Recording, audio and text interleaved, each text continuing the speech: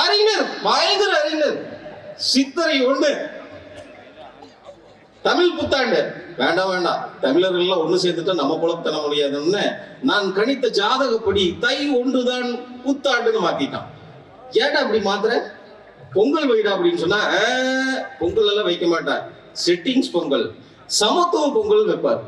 தமிழர்கள் தமிழ்னு பேசுற தமிழர்களுக்கு முக்கியமான பண்டிகை பொங்கல்.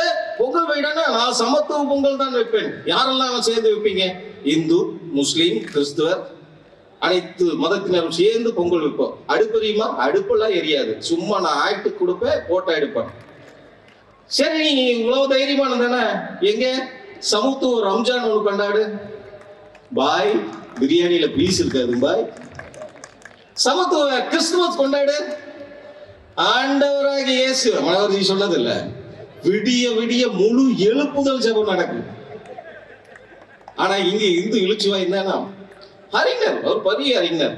என்னையா அறிஞர்? கடமை 3 எழுத்து. அடேங்கப்பா, காதல் 3 எழுத்து, அன்பு 3 எழுத்து. இதுக்கடா அறிஞர் 1ஆம் கிளாஸ் பையனு கூட சொல்லிடுவாண்டா, இதுக்கு எல்லாத்துக்குமே 3 எழுத்து ஆண்டு.